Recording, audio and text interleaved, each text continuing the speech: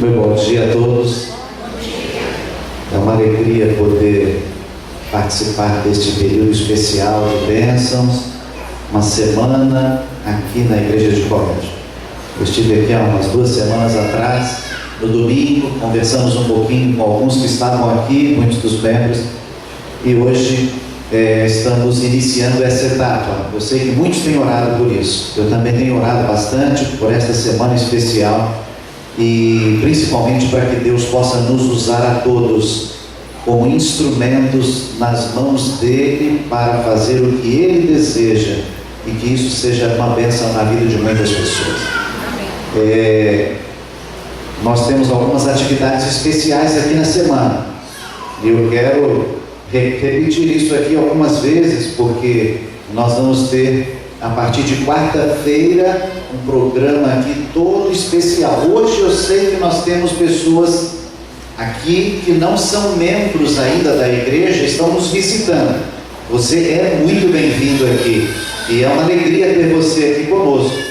E a partir de quarta-feira à noite nós teremos um programa especialmente voltado para você. O próprio tema da nossa semana é a Paixão de Cristo, é você. Você é nosso convidado especial. Quarta-noite, quinta-noite.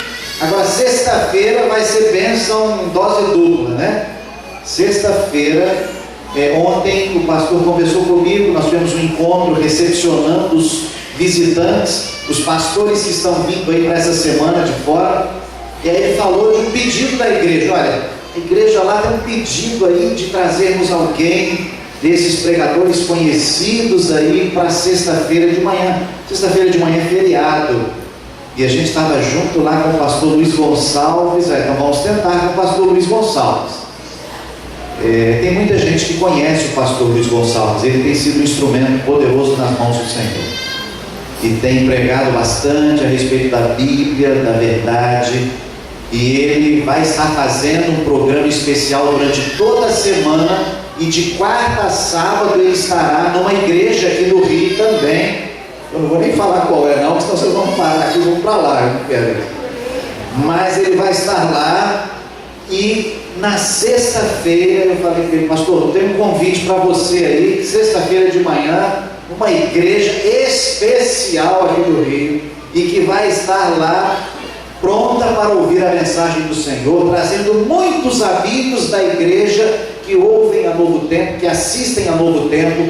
Então tudo bem, nós vamos lá, sexta-feira de manhã. Não se esqueçam do argumento que já foi usado aqui: é feriado. Então vamos convidar o povo para vir aqui. Você sabe que o pastor Luiz tem um jeito especial, e ele vai certamente trazer uma mensagem especial para essas pessoas. De manhã, 9 horas.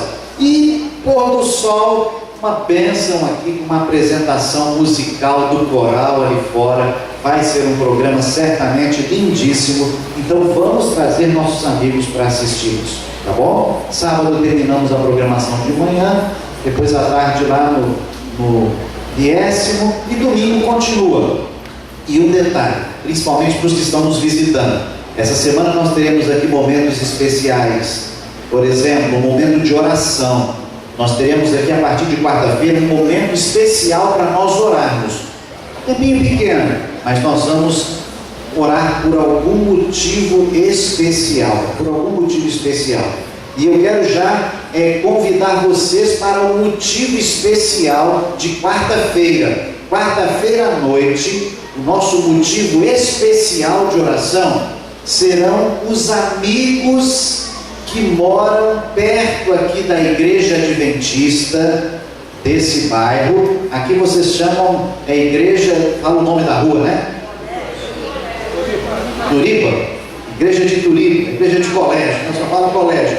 Os amigos que moram aqui, vocês conhecem todos os amigos que moram aqui perto da igreja? Os vizinhos, conhecem? Vamos orar por eles. E o seu amigo que mora lá perto da sua casa. Então nós vamos ter aqui um local para colocarmos o nome desse amigo, um local para depositar esses papéis, e nós vamos orar por esses amigos. Isso vai ser na quarta-feira. Depois nós vamos ter outros motivos, na quinta, na sexta. Podemos orar pelos filhos. Os pais querem orar pelos filhos. Quantos de nós queremos orar e oramos pelos nossos filhos?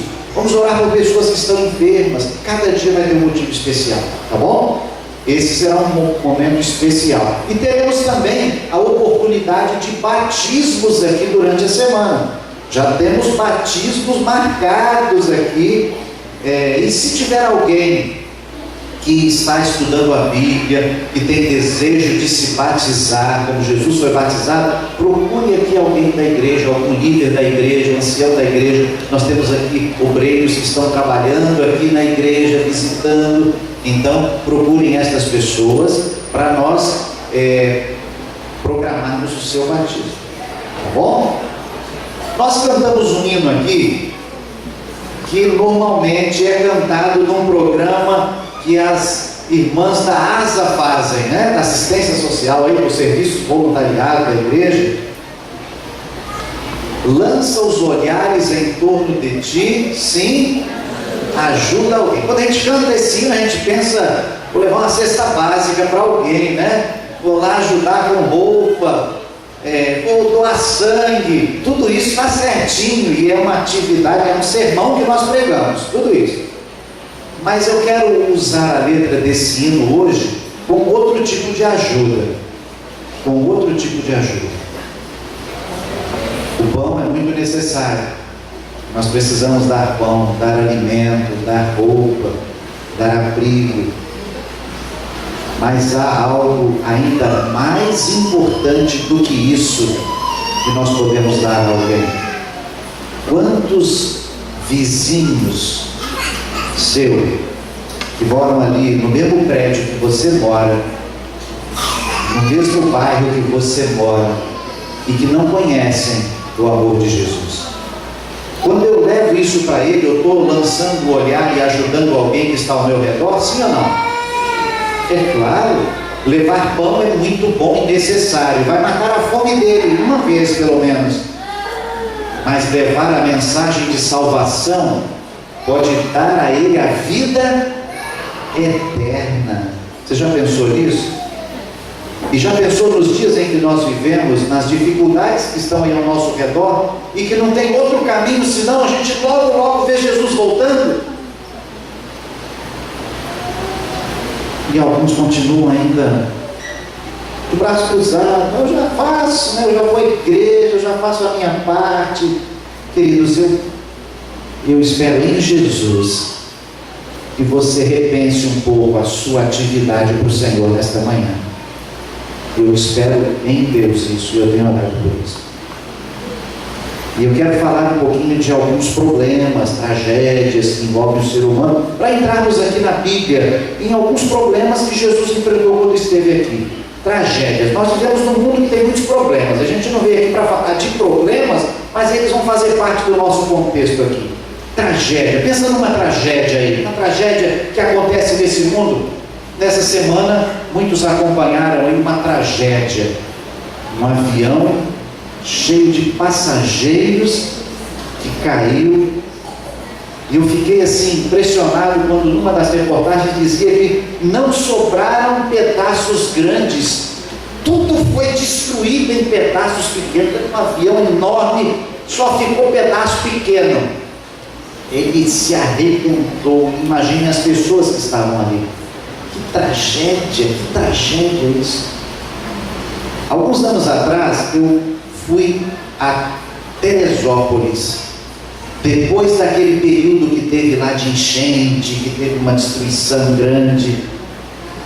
E olha, uma cidade tão bonita, uma cidade turística. Eu passei ali pelos locais onde havia passado o rio, né? Era um copo que virou rio e destruiu tudo, levou casa, ficou um negócio horrível.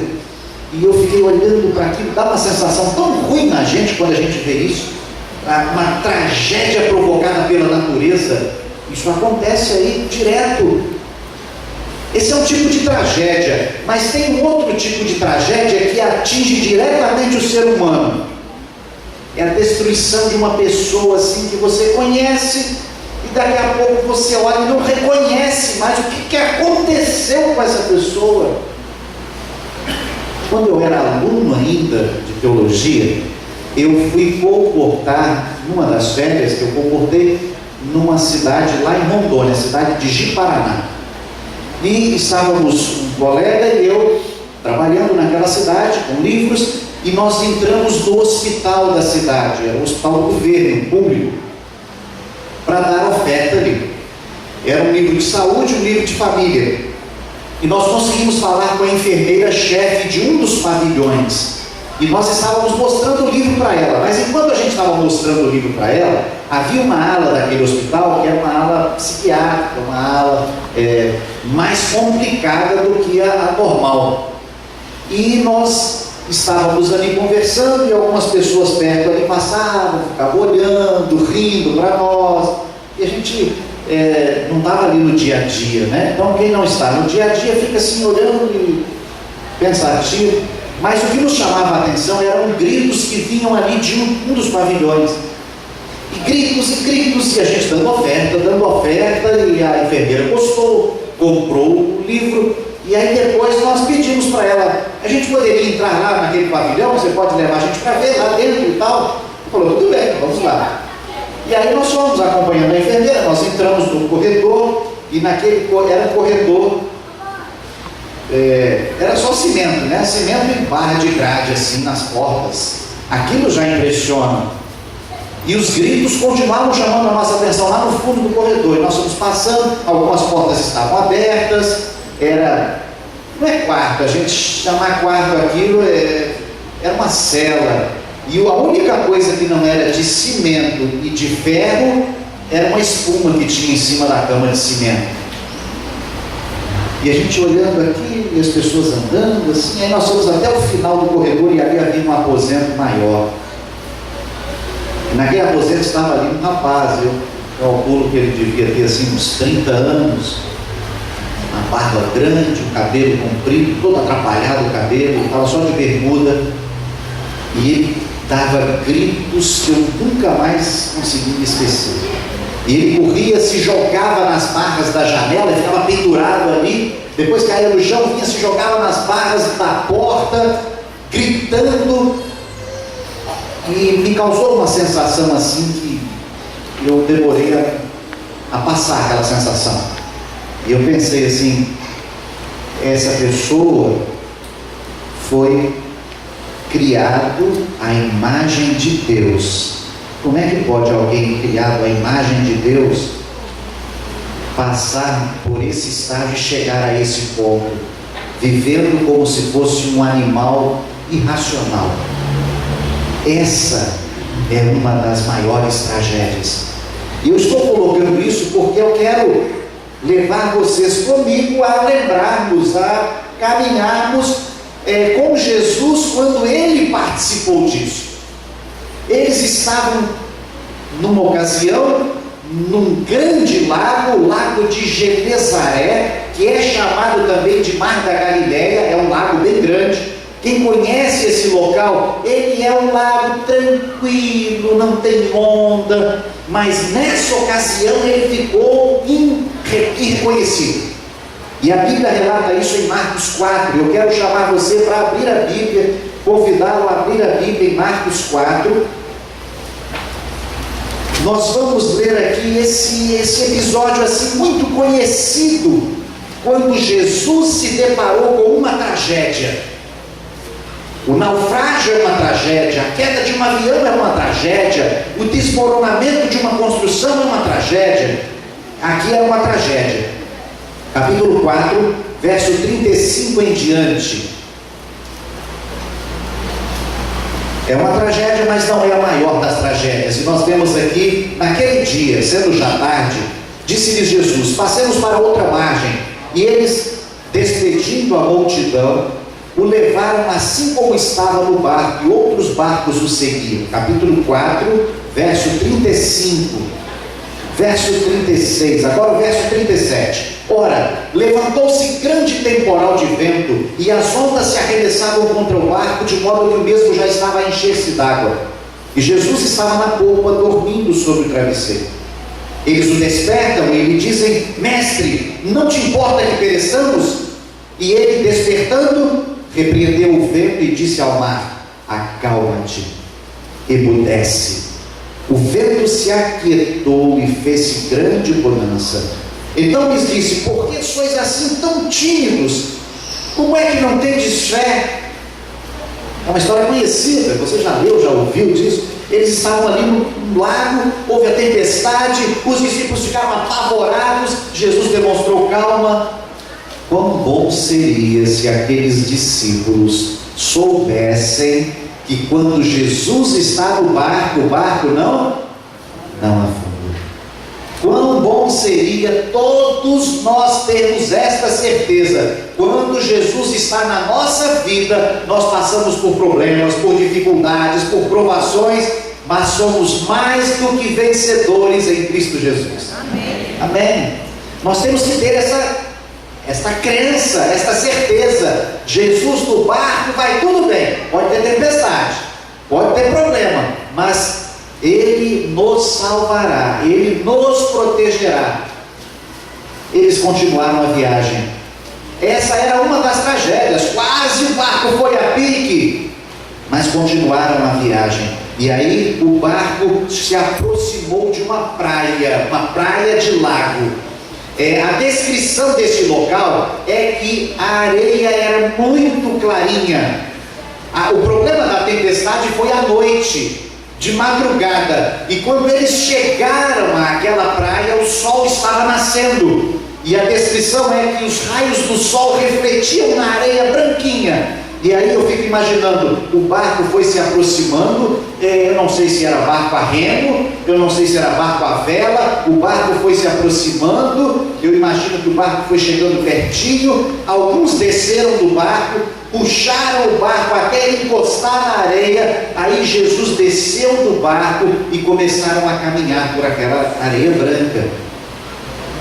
Eles estavam um pouco assustados com o que acontecera lá na tempestade. E quando eles estavam caminhando ali por aquela areia branca, de repente, do meio do mato que estava ali perto, saiu um homem louco, possesso. Ele tinha cabelo comprido, todo atrapalhado, devia ser barbudo, as unhas eram compridas, não sei se vestia roupa ou não. Das mãos e das pernas, dos pés, pendiam pedaços de correntes que ele havia arrebentado para fugir da prisão. Ele vivia ali, era um sepulcro abandonado, um cemitério abandonado, e ele vivia ali naquele local, no meio dos sepulcros. Era o terror da região, todo mundo tinha medo e sabia, o doido vai correr atrás. Ele vivia ali, e quando Jesus começa a caminhar pela areia com os discípulos, aquele homem possesso, não era só louco, ele era possuído por Satanás. Ele veio avançando sobre Jesus como que fosse destruir Jesus. Os discípulos já estavam apavorados com o que acontecera à noite, e imaginem o que aconteceu. Saiu discípulo correndo para todo lado, fugiram, desapareceram, e só pararam quando deram conta de que Jesus não havia fugido com eles. Quem sabe um estava lá escondido, perguntou: Jesus está aí? Não está com você também? Não. Cadê Jesus? E começaram a voltar para a praia, procurando Jesus, e quando eles se aproximaram da praia, viram ali aquele quadro: Jesus de pé, com a mão estendida, mão que horas atrás havia acalmado uma tempestade. Diante dele, furioso, mas impotente, estava aquele pobre homem. Ele queria adorar Jesus, ele, o homem, mas quando ele abriu a boca para adorar Jesus, Satanás falou através dele, e usa essa expressão que está aí na Bíblia: Jesus, filho de Davi, que tenho eu contigo? Só um parênteses aqui: até Satanás confirma e comprova que Jesus é o Filho de Deus, enquanto alguns até hoje continuam querendo discutir aí que Jesus é isso, é aquilo, a natureza de Cristo. Jesus começa a trabalhar com aquele homem. Nessa história, que nós vamos ver trechos que estão aí na sequência, são feitos 3 pedidos. 3 pedidos foram feitos a Jesus nessa história. Eu queria que você atentasse bem para esses pedidos. Quem fez o pedido? Qual foi o pedido? E como Jesus respondeu a esse pedido? E você vai notar uma coisa: se fosse você ou eu que tivéssemos que responder a esses pedidos, eu acho que nós responderíamos totalmente diferente de Jesus, nos 3. Mas Jesus tem seus propósitos. Primeiro pedido da história está no verso 12. Marcos 5 agora, capítulo 5, verso 12. Eu quero que você acompanhe aí na Bíblia, Marcos 5, 12. Lembrem, qual foi o pedido, quem fez o pedido e qual foi a resposta de Jesus? Capítulo 5, verso 12. E os espíritos imundos rogaram a Jesus, dizendo: manda-nos para os porcos, para que entremos neles. Quem fez o pedido? Satanás possuía aquele homem. Vários demônios tomavam conta da vida daquele homem. Ele não conseguia se libertar. E agora Satanás, vendo que está diante de Jesus, ele sabe que diante de Jesus ele não tem poder. Ele é vencido por Cristo na cruz. Louvado seja Deus por isso. E ele sabe que Jesus o expulsaria daquele homem, que Jesus não permitiria que aquilo continuasse acontecendo. Então, ele, para causar estrago, vê uma manada de porcos comendo ali numa montanha. Não eram meia dúzia de porcos, não. Era o negócio do povo da região. Eram cerca de 2.000 porcos. E ele faz o pedido a Jesus: deixa eu ir para os porcos. Eu vou sair do homem, mas deixa eu ir para os porcos. Agora pensa bem, se fosse você ou eu que tivéssemos que responder a isso. Primeiro que a gente não tem que dar nem conversa para Satanás. Não vamos permitir nada disso. E Jesus permitiu que isso acontecesse. A sequência diz que Satanás saiu daquele homem, entrou naquela manada de porcos, eles ficaram alvoroçados, desceram naquela montanha desenfreados, entraram todos na água e morreram todos afogados. Enquanto isso, maravilhosa mudança se operou na vida daquele homem que agora estava liberto. Porém, o povo daquela região vivia disso. E haviam alguns homens que cuidavam dos porcos. E quando eles viram aquilo, imagina o prejuízo. A fazenda inteira de porco ali na água. Eles correram para a vila e avisaram o que tinha acontecido. E não demorou muito, apareceu gente na montanha para todo lado olhando o que aconteceu, uma tragédia, um tsunami lá na praia. E vieram correndo para ver. E eles não gostaram do quadro que viram. Na realidade, eles estavam mais preocupados com os porcos do que com aquele ser humano. E aí eles foram perto de Jesus e fizeram o segundo pedido da história. Qual foi o segundo pedido? Eu já disse quem fez, né? O segundo pedido está lá no verso 17. O povo da vila, os habitantes da vila, e entraram a rogar-lhe que se retirasse da terra deles. Esse foi o segundo pedido da história. Quem fez o pedido foi o povo que morava ali. E eles pediram para Jesus o quê? Vai embora. Mal chegou esse desconhecido, já fez um estrago desse tamanho. Imagina se ficar aqui uma semana. Nós não queremos você aqui. Pode ir embora daqui. Pensem bem. A igreja de colégio vai fazer um programa evangelístico num bairro aqui perto que não tem presença da igreja. E eles preparam, montam tudo, coral, levam para lá, fazer uma festa na praça. Aí chega lá, alguns vizinhos aparecem e não vamos deixar, nós não queremos esse programa aqui. Quem quer vem assistir, nós vamos fazer, nós viemos aqui para pregar, vamos pregar, quem não quiser fazer o quê? É livre-arbítrio. E vamos insistir em fazer tudo para que a coisa aconteça. Na história nós vemos que quando Jesus ouviu esse pedido, vai embora, ele não disse nada, ele simplesmente deu meia volta e começou a se retirar. Olha, Jesus não força ninguém a aceitar. Jesus não obriga ninguém a tomar uma decisão. Ele está passando à beira do caminho, ele está batendo a porta, e quantos ao ouvirem Jesus batendo a porta dizem não, agora não, há muito cedo, eu estou novo ainda, eu tenho que casar, sou solteiro, eu tenho que casar, eu tenho que ter filhos, eu tenho que ter a minha profissão, eu tenho que me formar na faculdade.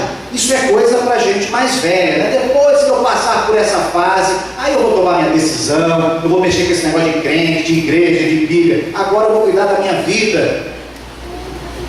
Jesus está passando à beira do caminho e alguns estão dizendo, vai embora, sem saber se terão outra oportunidade para aceitar Jesus, entrar na sua vida. Jesus volta-se e começa a andar em direção ao barco. O barco estava lá, encostado. Jesus entra no barco. Eu imagino que alguns discípulos começam a empurrar o barco começa a flutuar. Os discípulos entram no barco. E aí o barco começa a distanciar da praia. Eu não sei se velejando ou remando. Continuo sem saber. Eu sei que neste momento, quando o barco começa a se distanciar, aquele homem que estava lá na praia sem entender nada, ele era um escravo que foi liberto, e agora nessa situação, o seu libertador, a única pessoa que ele podia confiar há anos, indo embora, ele ali, aí o que acontece? Ele sai correndo, entra na água e vai, segura na beira do barco, e aí ele faz o terceiro pedido da história. Esse pedido está aí no verso seguinte, verso 18. Ao entrar Jesus no barco, suplicava-lhe o que fora endemoniado que o deixasse estar com ele. Senhor, por favor, me leva com o Senhor. Eu não tenho nada aqui mais, o povo não gosta de mim aqui, eu já separei desse pessoal aqui, me leva, eu vou ajudar, eu vou fazer o que o Senhor mandar. Quer que eu distribua convite, eu vou distribuir convite. Quer que eu vou fazer visita, eu vou fazer visita. Eu vou representar novo tempo, eu vou fazer qualquer coisa, mas me leva com o Senhor. E se eu e você ouvíssemos um pedido desse, só estender a mão, sobe logo e vamos embora. E Jesus disse: não, você não vai comigo, não é obrigação. Mas faz uma coisa, volta para a sua casa, vai para os seus, contar para eles o que eu fiz na sua vida. Isso desmente um adágio popular aí, muito conhecido. Qual adágio é? Santo de casa. Já viu isso? Será que você acredita nisso? E por causa de acreditar nisso, você tem deixado passar algumas oportunidades de falar lá com os de casa? Santo de casa não faz milagre? Volta para casa e vai contar para os seus. E aquele homem ficou ali, largou o barco dentro d'água. Eu chamo essa mensagem de o encontro com Jesus dentro d'água. E para mim ele estava dentro d'água. Não sei se a água estava no joelho, na cintura, mas estava dentro d'água. E aí o barco começou a distanciar, ele ficou ali olhando, até subir o barco. Aí ele se volta, sai da água. Ele estava ali sozinho, numa nova religião, mal visto e mal quisto por toda a sociedade ali. Era o terror, era a assombração da região. Mas com uma ordem de Jesus: vai para a sua casa, para os seus, contar para eles o que eu fiz na sua vida. A Bíblia não fala mais muita coisa, ela fala assim lá no final, mas ela não fala no meio. E eu tenho o direito de imaginar. E eu imagino aquele homem olhando para aquela direção que era onde ele morava quando estava são com a sua família. Eu fico imaginando aquele homem então agora criando coragens e indo naquela direção, um trilho ali. Lá na frente, bem distante, havia uma casa simples e um garoto brincando em frente à casa. De repente esse garoto toma um susto, dá um pulo, corre para dentro de casa e grita: mãe, corre aqui para a senhora ver, mãe. Corre aqui para a senhora ver. O papai está voltando para casa. E a mãe, mais uma vez, de tantas, tenta explicar: meu filho, a mãe já explicou para você. Papai não pode voltar para casa, papai é doente, ele não vai voltar para casa. Mas parece demais, mãe, olha aqui para a senhora ver. Eu fico imaginando aquela mãe diante da insistência, chega até a janela daquela casa humilde, olha, daí ela toma um susto: não é possível, parece mesmo, parece muito, e ela sai para fora da casa. E aquele homem vem andando mais rápido, e acontece aquele abraço. E eu imagino, quase posso ouvir a única fala, ele dizendo assim: sim, querida, sou eu mesmo. Jesus me curou. Jesus? Ela perguntou: quem é Jesus?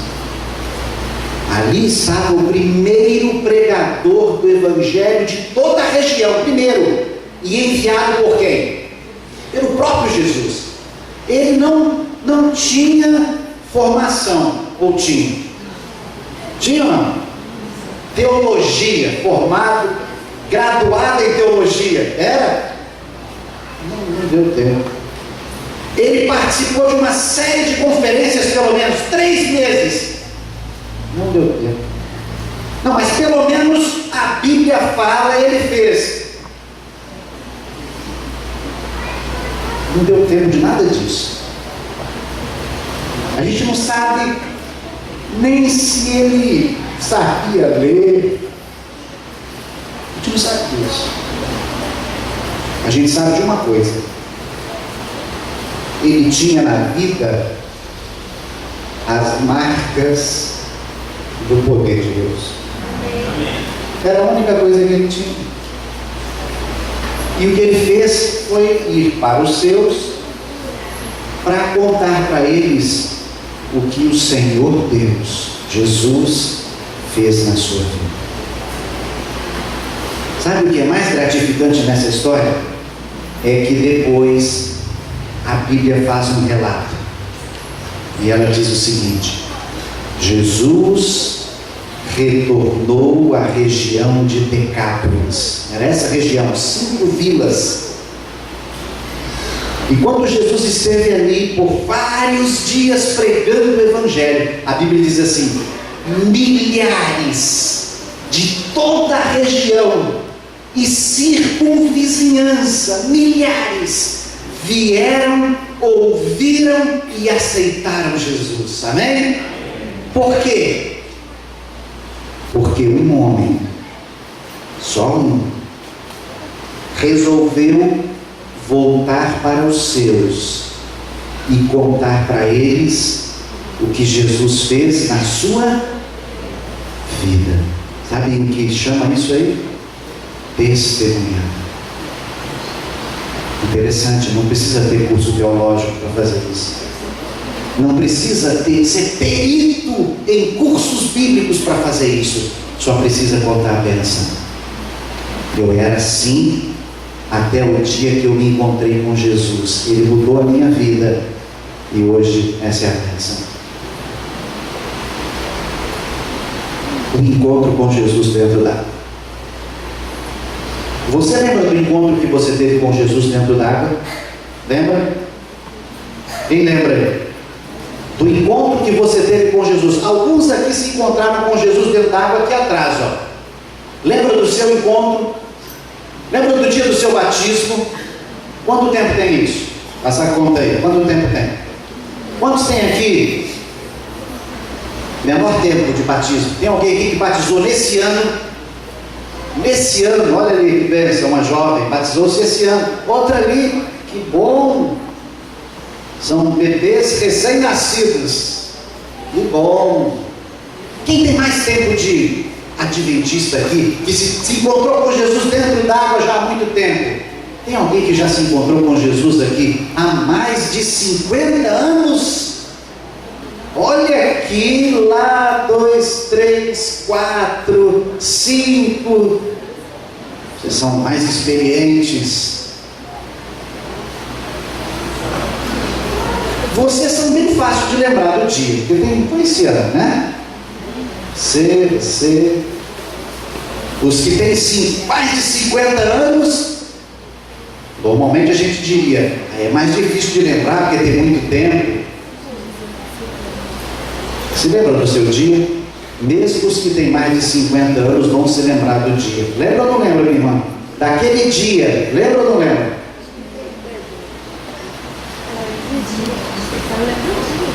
Ela lembra a data ali, o dia, até a hora. Mesmo vocês que têm mais tempo, lembra o que Jesus disse para vocês naquele dia dentro d'água? Lembra? Será que alguma coisa a gente esquece? Eu lembro do dia em que eu tomei essa decisão. Vou falar só um ano, vou falar quantos anos eu tinha. Era um juvenil, foi em 1975. Eu e o meu irmão, nós entramos no tanque, 2 pastores, e cada um de nós foi batizado por um pastor. De lá para cá, 75, né? Quantos anos tem? 85, 95, 2005, 2015, 40 anos, quase que eu entrei na lista aí de 50. 40 anos. Eu já esqueci de muita coisa que aconteceu nesses 40 anos, mas eu lembro daquele dia exatamente como aconteceu. Jesus disse aquele dia para você dentro da água: vai para os seus, volta lá para a sua casa e vai contar para eles o que eu fiz na sua vida. De lá para cá, quantos você tem falado do que Deus tem feito na sua vida? Quantos?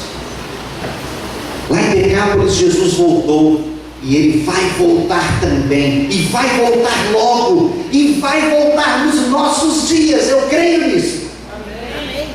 E eu vou ter o privilégio de me encontrar com o Senhor, e Ele vai se encontrar comigo, e é inevitável a pergunta: pode esperar.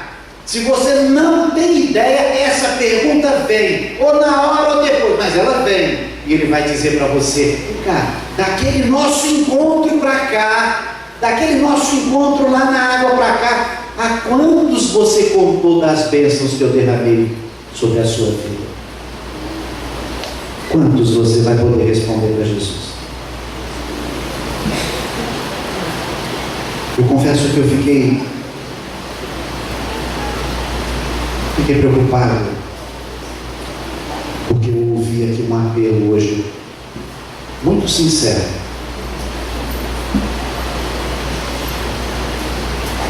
para fazermos alguma coisa diferente essa semana, para ir à casa de alguém e falar para a pessoa: olha, eu sou representante da Novo Tempo, vai ter um programa na igreja, não quer ir? Só isso. E se não der isso, durante a semana, você tem alguém que você pode dizer: olha, tem um programa lá, você não quer ir lá assistir? Só isso. E se ainda não der, tem um e-mail para você mandar para alguém, dá um clique lá, só um clique, um convite.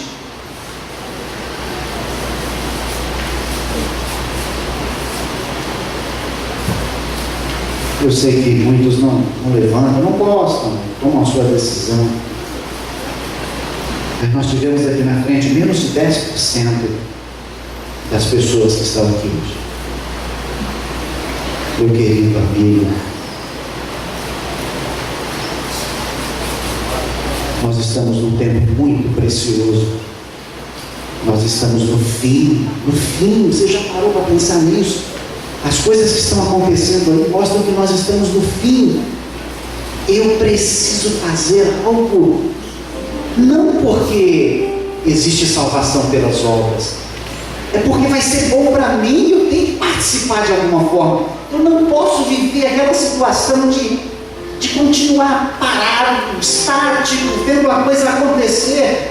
Sabe, Jesus vai voltar com a sua participação ou sem a sua participação. Mas se for sem a sua participação, o que vai ser? Para onde você vai? Qual é o plano que você tem para o futuro, para a vida eterna? Para onde? Essa semana é uma oportunidade que a igreja dá para eu fazer também uma coisinha tão pequena em comparação ao que Jesus fez por mim. Ele não teve preguiça de sair do céu. Ele não teve essa ideia de estar muito confortável para mim aqui no céu. Eu não tenho que ir lá. Ele saiu do céu, ele veio, sofreu, foi pregado numa cruz. E às vezes eu fico tão indiferente, tão parado. Parece que uma vez salvo para sempre. Então eu estou aqui já, e os outros lá fora, os outros que se virem. E o Senhor continua perguntando: onde está o teu irmão? Onde ele está? Onde está o meu próximo? Eu não posso continuar respondendo de forma irresponsável como fez Caim. Senhor, eu não tenho nada a ver com o meu irmão. O que eu tenho a ver com o meu irmão? Eu tenho sim a ver com o meu irmão. Todos nós temos a oportunidade de participar. Você também. Independente de levantar ou não. A igreja tem material, tem essa sacolinha aqui que tem material dentro. É só eu convidar algumas pessoas. Eu me dou bem com a minha família. Você pode pensar assim: eu me dou bem, ninguém é da igreja lá, mas eu me dou bem com eles não gostam muito. Mas você tentou já, insistiu: olha, eu trouxe um negócio aqui diferente para vocês. Senta aqui um pouquinho comigo, 10 minutinhos só. Eu vou colocar aqui um DVD para você ver. Coloca ali, o pastor Ivan Saraiva vai falar de maneira inspirada para aquela pessoa. Não é tão difícil fazer isso. Vai gastar 10 minutinhos do seu precioso tempo. Mas será que isso é muito comparado ao que o Senhor fez por você e por mim? Eu quero ouvir aqui uma música especial.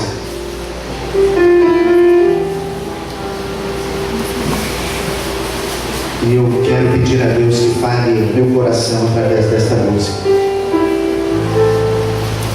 Parabéns por você estar usando o seu talento, viu? Deus me deu. Esse hino fala do que Jesus fez por nós. Ela vai cantar o hino e eu quero convidar você para pensar na letra desse hino. Esse vai ser o hino final. Depois eu vou fazer oração. Eu não vou pedir você para vir aqui, nem para se levantar. Mas eu quero pedir a você que enquanto você ouve esse hino, pense na letra do hino. E eu quero convidar você a tomar uma decisão. Você e Deus. Ninguém precisa saber.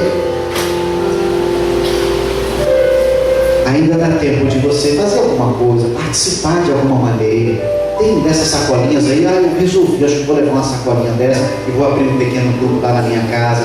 Ou eu venho às 3 horas. Não importa, o que você achar melhor. Deus está chamando você. Entenda isso, não é presunção eu dizer isso aqui. Deus está falando com você nesta hora. Não é o pastor Maurício. Não diga não a Deus. E depois do hino nós vamos orar. E vamos sair para a semana abençoada que o Senhor tem para nós.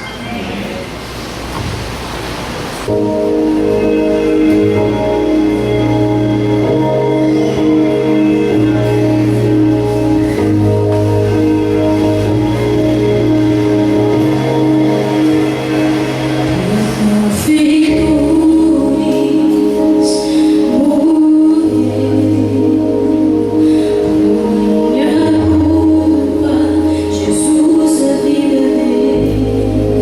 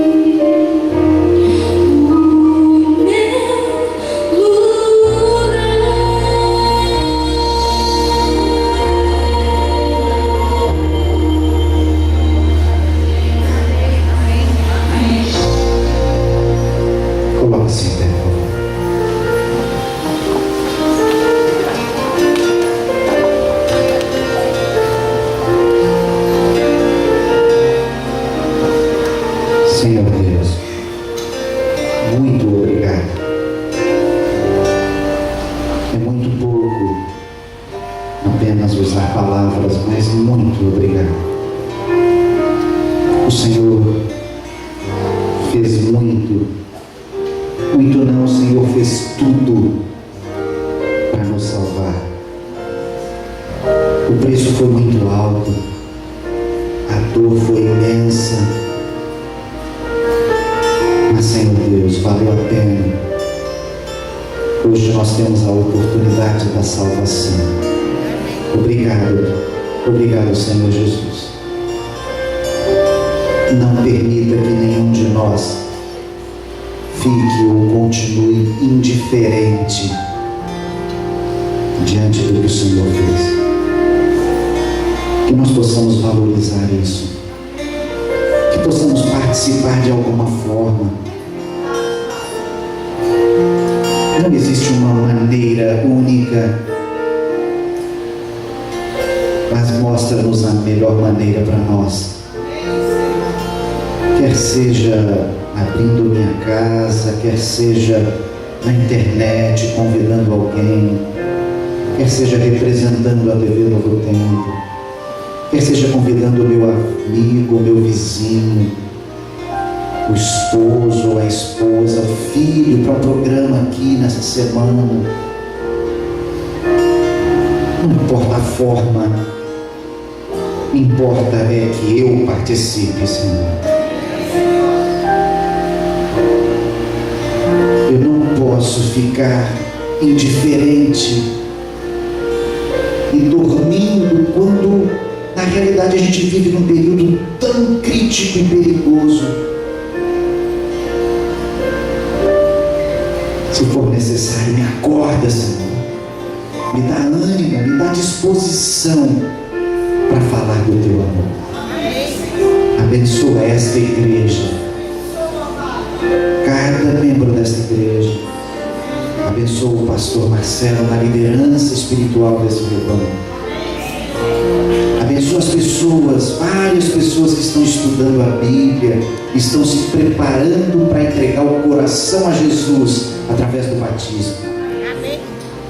E abençoa todos aqueles que estarão vindo aqui esta semana. Que o teu Santo Espírito possa já estar trabalhando na vida deles. Despede-nos agora em paz e abençoa-nos nas demais atividades espirituais e missionárias deste teu santo dia. Em nome de Jesus. Amém.